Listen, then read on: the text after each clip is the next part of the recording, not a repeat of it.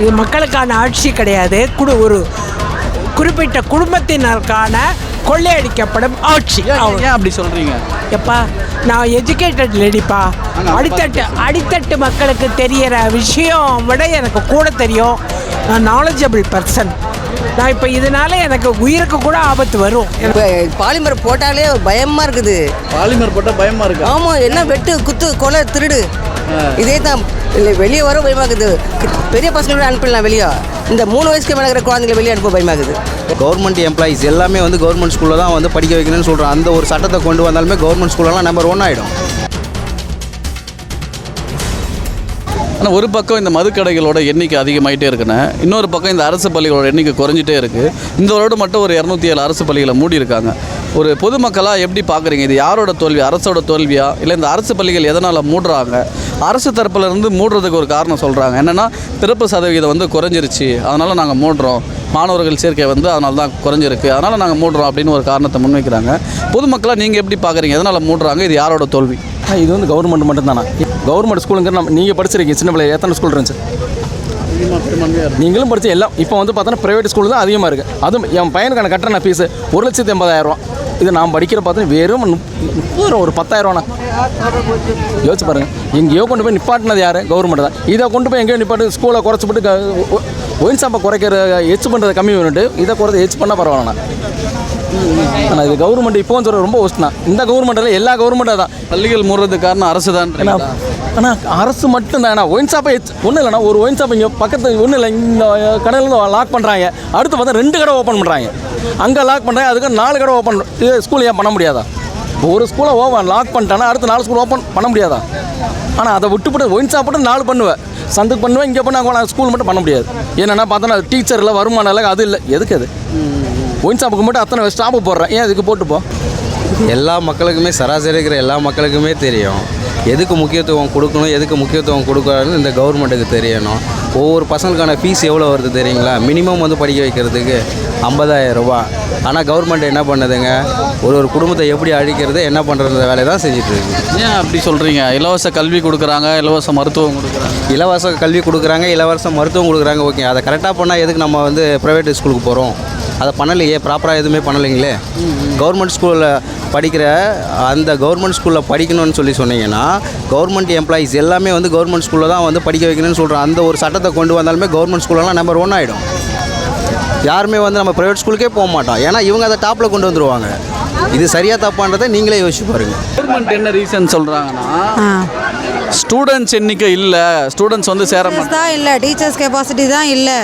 தமிழுக்கு language teachers இல்லைன்றாங்க, social சயின்ஸுக்கு teachers இல்லைன்றாங்க, வேறு எதுனா டீச்சர்ஸ் அதில் அடிஷ்னலாக போட்டுக்கிறாங்கன்றாங்க. என் பசங்க 2 பேருமே கவர்மெண்ட் ஸ்கூலில் தான் படிக்கிறாங்க. என் பொண்ணு 10th முடிச்சுட்டு இப்போ 11th கவர்மெண்ட் எய்டட் ஸ்கூலில் தான் சேர்த்துருக்கேன். கவர்மெண்ட் ஸ்கூல் பக்கத்தில் இல்லை, ஸ்கூல்ஸ் எதுவுமே இல்லை. பாய்ஸுக்கு சுத்தமாக ஸ்கூல் இல்லை. என் பையனை என்ன பண்ணுறது, 10th வரைக்கும் தான் இப்போ பக்கத்தில் இருக்க ஸ்கூலில் இருக்குது. 11th 12th இல்லை, பக்கத்தில் கவர்மெண்ட் ஸ்கூலே இல்லை. கொஞ்சம் லாங்கில் தான் போகணும். பஸ்ஸெல்லாம் ஏறி ஒரு 7 ஸ்டாப்பிங் தாண்டி தான் நான் அடுத்த ஸ்கூலில் கொண்டு போய் என் பையனை சேர்க்கணும். என் பொண்ணே இப்போ நான் ட்ரெயினை ஏற்றி தான் அனுப்புகிறேன். பக்கத்தில் ஸ்கூல் இல்லை, அந்தளவுக்கு ஒரு ஃபெசிலிட்டிஸ் இல்லை, எதுவுமே கிடையாது.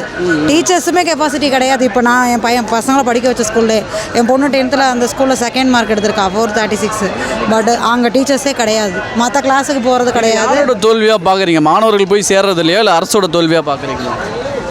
கண்டிப்பாக கவர்மெண்ட் தான் அதுக்கு. பசங்களுக்கு என்ன பண்ண முடியும்? பசங்களுக்கு வந்து படிக்கிறது டீச்சர்ஸ் இருந்தால் அவங்களோட படிப்பை எஜுகேஷன் லெவலில் கொஞ்சம் இம்ப்ரூவ் பண்ணலாம். என் பொண்ணு கூட 460 எடுத்துருக்கலாம், ஏன் 490 கூட எடுத்துருக்கலாம். நான் என் பொண்ணு ஸ்கூல் ஃபஸ்ட்டு வந்திருக்கலாம், ஸ்டேட் ஃபஸ்ட்டு வந்திருக்கலாம். அதெல்லாம் போயிடுச்சோன்ற ஒரு ஃபீலிங் எனக்குள்ளே இருக்குது. போனதுக்கு அது ஒரு காரணமாக கூட இருந்திருக்கலாம். இது மக்களுக்கான ஆட்சி கிடையாது, ஒரு குறிப்பிட்ட குடும்பத்தினருக்கான கொள்ளையடிக்கப்படும் ஆட்சி. ஏன் அப்படி சொல்கிறீங்க? எப்பா, நான் எஜுகேட்டட் லேடிப்பா. அடித்தட்டு மக்களுக்கு தெரிகிற விஷயம் விட எனக்கு கூட தெரியும். நான் நாலேஜபிள் பர்சன். நான் இப்போ இதனால எனக்கு உயிருக்கு கூட ஆபத்து வரும். ஆமாம், அந்தளவுக்கு ஏமா சொல்கிறீங்க? கருத்தை தானே பதிவு பண்ண போகிறீங்க? இல்லைம்மா, அவன் ஆள்பலம் உடையவன், பணபலம் உடையவன். நான் வந்து ஏழை இல்லை, நடுத்தர வர்க்கம். சரி, எதனால் இந்த ஆட்சி சரியில்லைன்னு சொல்கிறீங்க? எத்தனை ஏழை மக்கள், பள்ளிக்கூட பசங்கள் போதைக்கு அடிமையாகி பெரியவாழ்லாம் பெரிய பசங்களே, பணக்கார வீட்டு பசங்களே அடிமையாகிறான். அவனுக்காக தான் அவன் அப்பா அம்மா இருக்கான் காப்பாற்றுறதுக்கு. இந்த ஏழை குழந்தைகளுக்கு அவன் அம்மா தாலியை விற்று அதை விற்று அப்பா நல்லனான்னு இருக்கான். குழந்தைகளை படிக்க வச்சு அந்த தலைமுறை பெருசாக வரணும், நல்ல முன்னேறணும்னு தானே பண்ணுறான். இப்படி டயத்தை வேஸ்ட் பண்ணுற மாதிரி பண்ணலாமா? வாழ்க்கையே ஆட்சியில் பிடிக்காத விஷயமா என்ன பார்க்குறீங்க? எல்லாமே பிடிக்கல. இல்லைம்மா, ஏதாச்சும் 1 2 பிடிக்கும். இந்த நிர்வாகம் சரியில்லை, அந்த நிர்வாகம் சரியில்லை. எல்லா நிர்வாகமும் சரியில்லைங்கிறது என் கருத்து. ரொம்ப கொஞ்சம் டல்லாக தான் போகுது ஆட்சி. டல்லு. எதனால் டல்லு? அதனால் இந்த மது கடைங்கெல்லாம் இது மாதிரி அதிகமாக இந்த ஆட்சியில். அப்புறம் வந்து இந்த சிறு குழந்தைங்கள்லாம் கற்பழிப்பு அது இது இப்போ ரொம்ப ஜாஸ்தியாக இருக்குது. கடத்தல் அது இது தீவிரவாதிகள் ரொம்ப அது என்னன்னு தெரியல. ரொம்ப பாலிமர் போட்டாலே ஒரு பயமாக இருக்குது. பாலிமர் போட்டால் பயமாக இருக்குது. ஆமாம், என்ன வெட்டு குத்து கொலை திருடு இதே தான். இல்லை வெளியே வர பயமாகுது. பெரிய பசங்களோட அனுப்பிடலாம் வெளியே. இந்த 3 வயசுக்கு மேலே இருக்கிற குழந்தைங்களை வெளியே அனுப்ப பயமாகுது. குழந்தைங்கள தான் ரொம்ப பண்ணுறாங்க. என் பொண்ணு சொல்கிறா, எனக்கு என்ன பற்றி பயப்படாதம்மா, எனக்கு 3 வயசு இல்லைன்னு பயப்படுறா சொல்கிறா. அந்த மாதிரி ரொம்ப பாலியல் தொல்லை அதிகமாகுது இந்த ஆட்சியில். அது மினிஸ்டர்ஸ் மேலேயும் நம்ம குறை சொல்ல முடியாது. அவங்க ரொம்ப பண்ணுறாங்க தான். ராணுவம் இது சரியில்லை. போலீஸ் காவல்துறை தன் கட்டுப்பாட்டில் தானே சிஎம் வச்சிருக்காரு. அவர் நினைச்சா தடுக்கலாம்ல. தடுக்கிறாரு. அப்புறம் முடியல, போலீஸாலேயே முடியல. ஏன் பாது என்ன நானே கேட்குறேன். முடியல. அது வேறு ஆட்சி வந்தால் நல்லா இருக்குன்னு நினைக்கிறேன். பார்க்கலாம். நாங்களே வேறு ஆட்சி தான் எதிர்பார்க்குறோம். இந்த ஆட்சி வேணாம். திமுக மட்டும் வேணாமா, இல்லை அதிமுகவும் வேணாமா? ரெண்டுமே வேண்டாம். புது நியூ ஆட்சி வரணும். அவங்க சொல்கிறாங்க ஃப்ரீ பஸ் கிடைக்காதுன்னு. உங்களுக்கு ஃப்ரீ பஸ்ஸு வேணுமா, இல்லை இந்த மது கடைகள்லாம் மூடணுமா? மது கடைகள் மூடணும். ஃப்ரீ பஸ்லன்னா பரவாயில்ல, அது நான் சின்ன தொகை. எவ்வளோ குடும்பம் மது கடையில் கஷ்டப்படுறாங்க. என் வீட்டிலே இருக்குது அந்த கஷ்டம். என் பையன் குடிக்கிறான், கொள்கிறான், ரொம்ப அட்டகாசம் பண்ணுறான். மது கடையை மூடணும். மது கடைகள் எந்த ஆட்சி வந்தாலும் மது கடை மூடணும்பா. இல்லை, குழந்தைங்களுக்கு காலை உணவும் கொடுக்குறாங்க, பெண்களுக்கு 1000 தின்ன புண்ணியம். அதில் காலையில் அவங்க பசி தீருது இல்லை? அது திந்த பெருசு கிடையாது. அது இருக்கிற இடத்துல மேலே கொண்டு விடணும். இப்போ பழத்தில் இருக்கிறாங்க பார்த்தியா, அந்த பழத்தில் கொண்டு மேட்டில் விடணும். சாப்பாடு கொடுத்து உணவு கொடுத்தா எல்லாம் வருதா? அது கிடையாது. பழத்துல மேலே வரணும். பலரும் மேலே வந்தால் அதான் இது. அதான் வளர்ச்சின்று தலைவர்னு மறு. அதான் தலைவர்னா சும்மா கிடையாது. நான் ஆட்சி வந்துட்டேன் எல்லாம் இதெல்லாம் கிடையாது. ஆட்சின்னா அப்படி கிடையாது. பள்ளத்திருந்தால் மேலே தூக்கிட்டு வரணும். ஏன் விட்ட பிள்ளைங்கள்லாம் சரி. இப்போ இந்த என்ன பண்ணுறா, பணங்கண்ணா பார்த்து தூக்கிட்டு வர. ஏன் எல்லாம் பண்ண ஏன் இப்போ பார்த்து பிள்ளைங்களாம் கீழே தானே கிடைக்குது. ஏன் பிள்ளைங்க எங்கே இருக்குது? பழத்தெல்லாம் கிடையாது.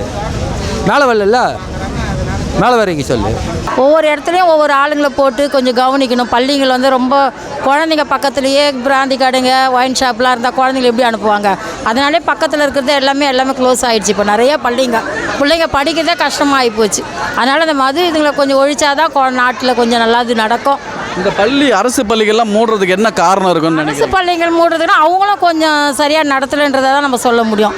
அவங்களும் கொஞ்சம் பாதுகாப்பு கொடுத்து பிள்ளைங்களுக்கு குழந்தைங்க வரத்துக்கு கொஞ்சம் பாதுகாப்பு கொடுத்து நடத்துனாங்கனாக்கலாம் அதுவும் கொஞ்சம் கிளியராக நடக்கலாம். அவங்க சொல்கிறாங்க குழந்தை பிறக்கிற விகிதம் குறைஞ்சிருச்சு, அதனால தான் அரசு பள்ளிக்கு யாரும் வரதில்லை. அப்படிலாம் கிடையாதுங்க. குழந்தை பிறக்கிற என்ன விகிதம் கம்மியாச்சு?